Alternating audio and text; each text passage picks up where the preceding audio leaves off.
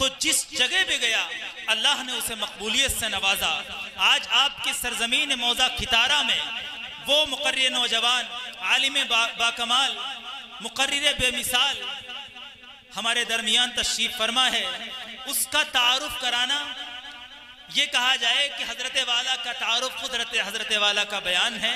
हमारे हर दिल अजीज़ दोस्त हैं हज़रत मौलाना तारिक अनवर साहब रसूलपुरी, उस्ताद इदारा महमूदिया कस्बा मोहम्मदी से दरख्वास्त करूँगा कि उठाओ झूम के साकी चमन में अब्रे बहार, उठाओ झूम के साकी चमन में अब्रे बहार, चटक रहे हैं शगुफे बरस रही है फुहार। और आपसे दरख्वास्त है जो फुहार बरस रही है उसको हासिल करें तो सुकून से हासिल करें। ये जगह जो हमारे दोस्त, हमारे आप आगे बढ़ जाएं, और हमारे जो अहबाब हैं, दोस्त हैं, जो हमारे बुजुर्ग हैं, उनसे दरख्वास्त है थोड़ा सा हिलेंगे तो मज़ा आ जाएगा, क्योंकि हमने मुकर्रिर अजीम को दावत दी है और वो आपकी कुर्सी पर रौनक अफरोज़ हैं। आपसे दरख्वास्त है पूरे सुकून के साथ बैठ जाना है और जो ईमान की हरारत है यहाँ से हमें महसूस करके जाना है, मंजिल मकसूद को पाना है इंशाअल्लाहुल अज़ीज़।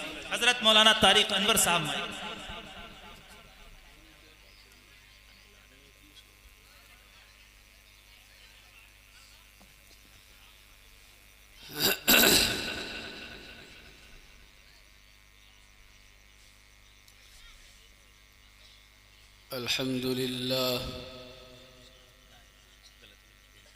अल्हम्दुलिल्लाह नहमदुहु व नस्तईनुहु व नस्तगफिरुहु व नु'मिनु बिही व नतवक्कलु अलैहि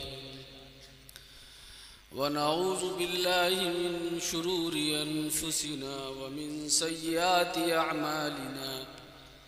मन यहदिहिल्लाहु फला मुदिल्ल लहु व मन युज़लिलहु फला हादिय लहु। ونشهد أن سيدنا وسندنا وحبيبنا وشفيعنا وإمامنا ومولانا محمدا عبده ورسوله صلى الله عليه وعلى آله وسلم تسليما كثيرا كثيرا। يا رب صل وسلم دائما أبدا على حبيبك خير الخلق كلهم। أما بعد فعن أبي هريرة رضي الله تعالى عنه أن رجلا قال للنبي صلى الله عليه وسلم أوصني قال لا تغضب، فردد مرارا قال لا تغضب، أو كما قال صلى الله عليه वसल्लम। स्टेज पर रौनक अफरोज़ मुअज़्ज़ज़ हज़रात उलमाए किराम और मेरे मोहतरम बुज़ुर्गों, अज़ीज़ साथियों, दीनी भाइयों और पर्दे में बैठी मेरी माएँ और बहनें, ये प्रोग्राम सजाया गया है आप हजरात ने, यहाँ के नौजवानों ने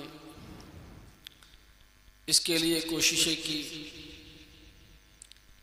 और ये जलसा मुनक़िद किया। जलसे और प्रोग्राम और दीनी मजलिसें क्यों मुनाक़िद की जाती है, इसका क्या मकसद है? कोई भी काम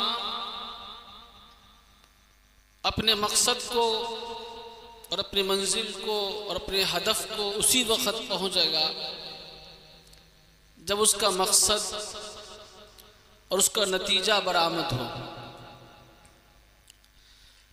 तो ये प्रोग्राम और जलसा इसलिए मुनक़िद किया गया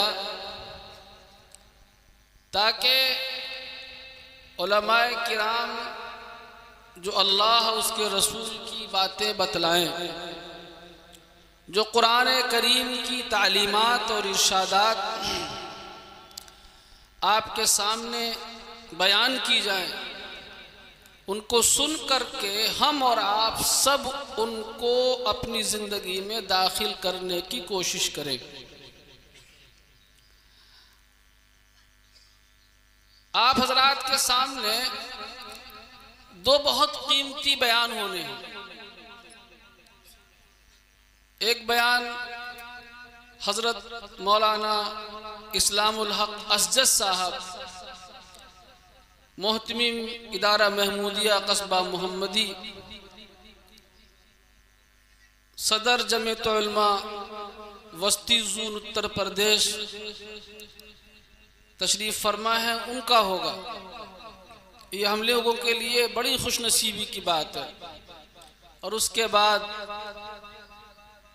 हज़रत मौलाना मुफ्ती मोहम्मद हुसैन साहब, मोहतमीम मदरसा दारुल उलूम हुसैनिया शाहजहानपुर का बयान होना है। तो हमें और आप सबको चाहिए कि हम उलमाए किराम को बयान को सुन करके जो दीन की बातें हमें बताई जाएं, उन पर हम अमल करने की नियत से बैठें, तब तो ये जलसा कामयाब है। और अगर इसलिए हम जलसे में आ गए कि किसी की नात सुननी है, माशाअल्लाह बहुत अच्छी नात पढ़ी, किसी की तिलावत सुननी है, माशाअल्लाह बहुत अच्छी तिलावत की, किसी की तकरीर सुन ली, माशाअल्लाह बहुत अच्छी तकरीर थी, बस तो कोई फायदा नहीं। हम और आप सब मोहताज हैं। हमें और आप सबको अपने गिरेबान में झांकना चाहिए कि दीन हमारी जिंदगियों में कितना है। क्या वाकई एक मुसलमान की जो कलमा तय्यबा पढ़ चुका है, ला इलाहा इल्लल्लाह मुहम्मदुर रसूलुल्लाह, वो कलमे के उन तकाज़ों को, कलमे के तकाज़े को पूरा कर रहा है या नहीं कर रहा है? आया हम सही मानों में मुसलमान कहने के लायक हैं या नहीं हैं? हमें और आप सबको गौर करना चाहिए। और दीनी तालीम और दीनी तरबियत, घर का माहौल दीनदाराना हो, इसके लिए हमारी फिक्र होनी चाहिए। जिस तरह दीगर दुनिया के तमाम चीज़ों के लिए हम मुतफक्किर होते हैं, ऐसे ही दीन इस्लाम और दीन हमारी ज़िंदगी के अंदर दाखिल हो जाए और हम आकाए नामदार जनाब मुहम्मदुर रसूलुल्लाह सल्लल्लाहु अलैहि वसल्लम की कामिल इत्तिबा करने वाले बन जाएं। ये फिक्र भी हमें दामनगीर होनी चाहिए। मेरे मोहतरम बुजुर्गों और दोस्तों, मैंने आप हजरात के सामने आकाए नामदार जनाब मुहम्मदुर रसूलुल्लाह सल्लल्लाहु अलैहि वसल्लम की एक हदीस पढ़ी। रावी हजरत अबू हुरैरा है और रिवायत करते हैं कि एक साहब ने आकाए मदनी जनाब मुहम्मदुर रसूलुल्लाह सल्लल्लाहु अलैहि वसल्लम से इरशाद किया।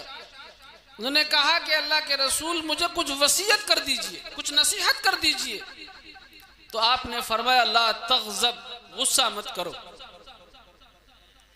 उन्होंने फिर कई मर्तबा आपसे यही कि मुझे कुछ वसीयत कर दीजिए, मुझे कुछ नसीहत कर दीजिए,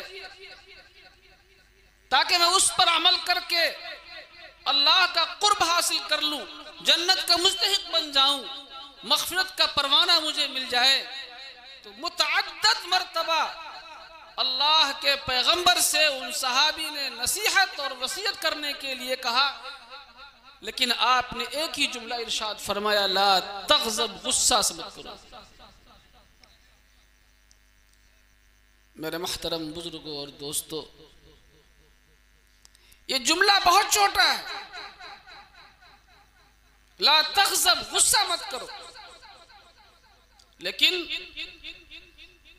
इमाम जाफर इब्ने मोहम्मद रहमतुल्लाह अलैह बयान करते हैं कि गुस्सा तमाम बुराइयों की जड़ है। गुस्सा से हर किस्म की बुराई और किस्म की गुनाह सरजद होते हैं। चुनांचे ये जो गुस्सा है इसी से तकब्बुर पैदा होता है।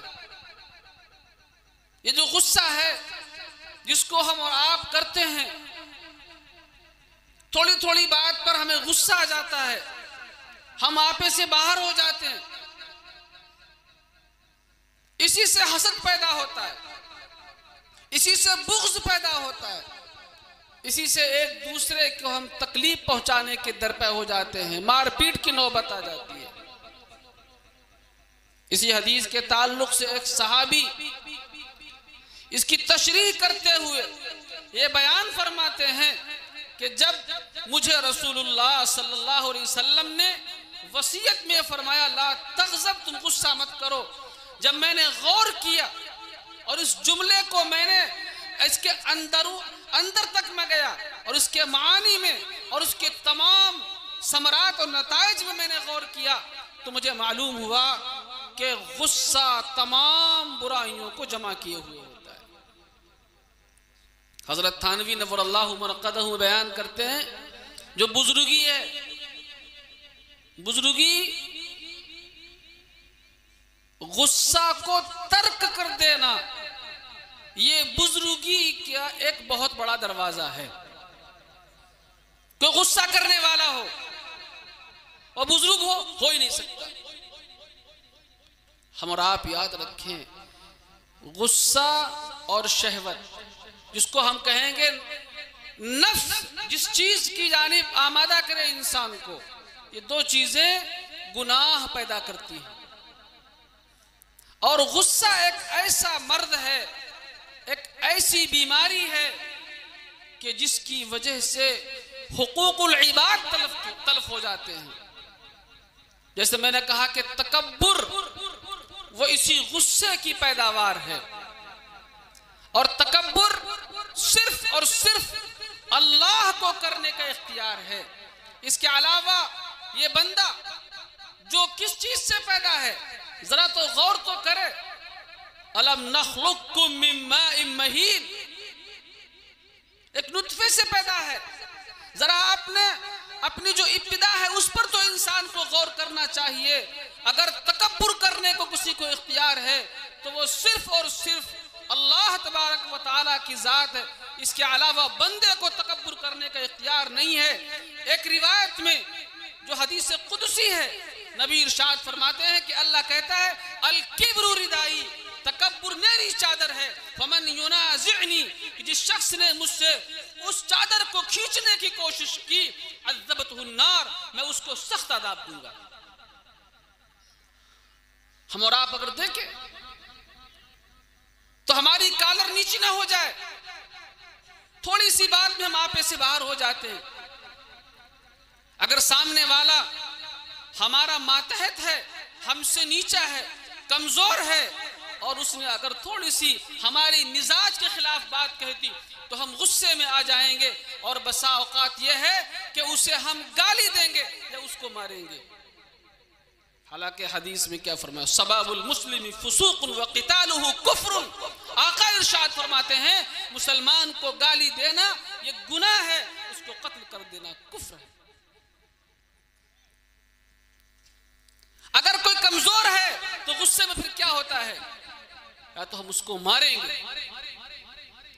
और ये मुसलमान की शान नहीं है कि हाँ एक मुसलमान किसी मुसलमान को मारे, इसलिए कि आका ने इरशाद फरमाया अल मुस्लिमु मन सलिम अल मुस्लिमून मिन लिसानिही व यदी। मुसलमान वो होता है जिसकी जबान से, जिसके हाथ से मुसलमान महफूज रहे। अगर कोई ताकतवर नहीं है, कमजोर नहीं है, सामने वाला अगर ज्यादा बड़ा है, कोई मनसब पर है, किसी इख्तिदार पर है, तो फिर उस गुस्से के नतीजे हम उसके पीछे गीबत करेंगे, उसकी बुराई करेंगे। कुरान करीम में गीबत से मना किया, गीबत गुनाह है, कबीरा है, उससे मना किया गया। कुरान करीम में ऐलान किया इन्न बअदद्दन्नि इस्म वला तजस्ससू वला यग़्तब बअदुकुम बअदा अयुहिब्बु अहदुकुम अन याकुल लहमा अखीह। कुरान कहता है पीठ पीछे बुराई न की जाए। ये जो गुस्सा आया है और गुस्सा आने के बाद सामने वाला ताकतवर है तो उसके नतीजे में हम उसकी बुराई करते घूम रहे हैं। याद रखिए यही बुराई का हमें कंट्रोल नहीं हुआ उसके ऊपर और गुस्सा है अंदर से, दिल ये चाहता है इसका हम मुंह नोच लें और अंदर दिल के अंदर एक कुड़न सी है, एक घुटन सी है, इसी का नाम बुग़्ज़ है, इसी का नाम बुग़्ज़ है और जो गुस्से से पैदा हुआ है। मेरे मोहतरम बुजुर्गों और दोस्तों, अगर उसे कोई जिस पर हमें गुस्सा आ रहा है अगर उसे कोई मनसब मिल जाए, कोई खुशी मिल जाए, कोई माल मिल जाए, कोई जायदाद मिल जाए तो फिर हमें तकलीफ होती है। हमारी ख्वाहिश ये होती है कि अरे ये तो बदतरीन किस्म का आदमी है, मुझे इस पर गुस्सा है, इसे अच्छी चीज क्यों मिल गई है, खुदा करे छिन जाए। इसका नाम हसद है। देखिए तकब्बुर, बुग़्ज़ और कीना और गीबत और हसद, ये तमाम की तमाम पैदावार गुस्सा है। हमें और आप सबको चाहिए कि इस टुकड़े पर गौर करें जिसको हम सब के आका जनाब मुहम्मदुर रसूलुल्लाह सल्लल्लाहु अलैहि वसल्लम ने सहाबा से फरमाया है। याद रखें। और हसद, अल्लाह के नबी ने इरशाद फरमाया इय्याकुम वल हसद फइन्नल हसद याकुलुल हसनात कमा ताकुलुन नारु अल हतब। हसद से बचो क्योंकि हसद नेकियों को इस तरह खा जाता है जिस तरह लकड़ी आग को लकड़ी खा जाती है। हम और आप अगर अपने गिरेबान में जाके नेकियां हैं कितनी हमारे पास, हम नेकियां करते ही कितने हैं। बेगुनाह न गुदिश्त बर्मा साते बाहुजूर दिल न करदम ताते। कोई लम्हा ऐसा हम पर नहीं गुजरता है इसमें हम अल्लाह की नाफरमानी न करते हो। कौन सा लम्हा है ऐसा जो गुजरता हो जिसमें रब के हुक्म की नाफरमानी न करते हो। बेगुनाह न गुदिश्त बर्मा साते, कोई लम्हा हम पर गुनाह के बगैर नहीं गुजरता है। बाहुजूर दिल न करदम ताते, रब के सामने हाजिर होने की तौफीक नहीं होती है। अगर होती है नमाज की तौफीक मिल जाती है, रब से मुनाजात की, रब से गुफ्तगू की कि ये हो अंतअबुदल्लाह कान्नका तराहु फ़इन लम तकुन तराहु फ़इन्नहु यराक। नमाज में रब से बात होती है, मुनाजात होती है। लेकिन लोगों ये सब का हमारा, हम खुद अपने गिरेबान में झांक करके देखें, अपना मुहासबा करें, हमारा हाल क्या होता है। नमाज में खड़े होते हैं, रब से गुफ्तगू होती है, लेकिन होता यह है हम कहीं होते हैं, दिल कहीं होता है, दिमाग कहीं होता है। बेगुनाह न गुदिश बर्मा साते बाहुजूर दिल न करदम ताते। हमारी जिंदगी ये है, हमारे लम्हात ऐसे गुजर रहे हैं। अपने पूरे 24 घंटे को देखें कि हमारे ऊपर कितने लम्हात ऐसे गुजरते हैं। नेकियां है ही नहीं हमारे पास, ये हमारा दामन खाली है मेरे दोस्तों। लेकिन ऐसे वक्त में हमारे पास अगर कुछ है तो बुग़्ज़ है, कीना है, कपट है, हसद है, एक दूसरे की गीबत है, बुराई है, हक तलफी है, ये सब कुछ मौजूद है। लेकिन रब्बे काबा की कसम हमारे दामन नेकियों से खाली हैं। अगर हम अपने आप में गिरेबान में झांक करके देखें तो वाकई रोने का मकाम है। हम और आप इस मजलिस के अंदर से ये अज़्म करके उठेंगे कि इंशाअल्लाह इस जलसे का पैगाम भी यही है कि हमारी जिंदगियों से तक़वा और परहेज़गारी की जिंदगियां होनी चाहिए। हम गुनाहों से, मासियात से बच करके रब वाली जिंदगी गुजारने की इंशाअल्लाह कोशिश करेंगे। इंशाअल्लाह। मेरे मोहतरम बुजुर्गों दोस्तों, नबी ने क्या फरमाया, ला तग़ज़ब। जुमला बहुत छोटा है लेकिन याद रखिए ईमान वाले की सिफत यही है कि वो गुस्सा न करे। कुरान ने ईमान वालों के औसाफ बयान करते हुए क्या इरशाद फरमाया, वल काज़िमीनल गैज़ वल आफ़ीना अनिन नास। हकीकत में ईमान वाले तो वो होते हैं जो गुस्सा को पी जाते हैं और लोगों को माफ करने वाले हैं। हम कितना गुस्सा पी जाते हैं, हम कितना लोगों को माफ करते हैं। अगर हम ईमान वाले हैं, हमने मोहम्मद रसूलुल्लाह का कलिमा पढ़ा है, मोहम्मद अरबी के गुलामी का तौक अगर हमने अपने गले के अंदर डाला है, तो ये हमारे शायान शान नहीं है कि थोड़ी सी बात पर गुस्सा हो जाए। नबी ने अपने सहाबी से फरमाया, ला तग़ज़ब, गुस्सा मत करो। यही नसीहत है। इसको पल्लू में बांध लो, इसको गंठी में बांध लो, इसको हिफ्ज़ जान बना लो, तो गुस्सा न करो। याद रखिएगा, अगर हम गुस्सा नहीं करेंगे तो फिर क्या होगा। हाँ, एक हदीस का मफ़हूम आपके सामने बयान कर रहा हूं। अगर हम गुस्सा नहीं करेंगे, एक हदीस में अल्लाह के लाडले पैगंबर जनाब मुहम्मदुर रसूलुल्लाह, सब कहिए सल्लल्लाहु अलैहि वसल्लम, इरशाद फरमाते, मैदान महशर होगा, हिसाब किताब का वक्त होगा, अल्लाह के सामने एक आदमी को लाया जाएगा और अल्लाह सब कुछ जानने के बावजूद पूछेंगे, नाम अमाल में क्या है। फरिश्ते देखेंगे और अल्लाह से कहेंगे, अल्लाह इसके नाम अमाल में न बहुत ज़्यादा नमाजें हैं, न कुरान करीम की तिलावत है, न वाफिल है, न कुछ नहीं, बहुत ज़्यादा। तो क्या है? कहा एक चीज़ लिखी है। वो क्या है? वो ये है कि जब कोई शख्स इसकी माली हक तलफी करता था, इसके हुकूक की अदायगी न करता था, इस पर जुल्म और ज्यादती करता था, तो ये शख्स उसको माफ कर दिया करता था। और इसका कोई माली हक किसी के ऊपर होता था और वो बंदा ये कहता था कि मेरी सकत में नहीं है कि मैं तुम्हारा ये हक अदा कर सकूं, लिहाजा तुम मुझे माफ कर दो, दरगुजर कर दो, छोड़ दो। ये तो शख्स छोड़ दिया करता था। तो अल्लाह फरमाएगा कि जब ये मेरा बंदा मेरे बंदे के साथ दरगुजर का और अफ़्व का मामला करता था, तो फिर आज मैं भी इसके साथ अफ़्व का और दरगुजर का मामला करूंगा। चुनांचे इसी बुनियाद पर मग़फ़िरत हो जाएगी। मेरे मुहतरम बुजुर्गों और दोस्तों, जो हदीस आप हजरात के सामने मैंने पढ़ी है, उसमें आकाए मदनी जनाब मुहम्मदुर रसूलुल्लाह सल्लल्लाहु अलैहि वसल्लम ने सहाबी को जो नसीहत की, वो गुस्सा न करने की। इसलिए हमें और आप सबको चाहिए कि गुस्सा न करें, क्योंकि गुस्सा से तकब्बुर पैदा होता है, गुस्सा से बुग़्ज़ पैदा होता है, और गुस्सा से हसद पैदा होता है, कीना और कपट पैदा होता है। जब गुस्सा आए तो फिर क्या करना चाहिए, उसका इलाज भी उलमा ने लिखा है। जब गुस्सा आए तो सबसे पहली चीज है कि इंसान खामोश हो जाए, वो गुफ्तगू ना करे, बोले ना। गुस्से के वक्त में जब अपने लब को वो सी लेगा और कुछ न कहने का अज़्म कर लेगा, तो गुस्सा उसका काफूर हो जाएगा, जाता रहेगा। इसलिए कि इसके इलाज के तौर पर हम सब के आका जनाब मुहम्मदुर रसूलुल्लाह सल्लल्लाहु अलैहि वसल्लम ने इरशाद फरमाया, इज़ा ग़ज़िबा अहदुकुम फ़लयस्कुत क़ालहा सलासन औ कमा क़ाल सल्लल्लाहु अलैहि वसल्लम। जब तुम में से किसी को गुस्सा आए तो चाहिए कि वो खामोश हो जाए, और ये जुमला आपने 3 मरतबा इरशाद फरमाया।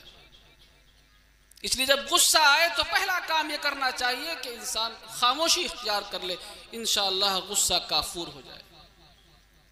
और दूसरा इलाज ये बताया है कि जब गुस्सा आए तो इंसान को चाहिए कि वो औज़ु बिल्लाहि मिनश शैतानिर रजीम पढ़े।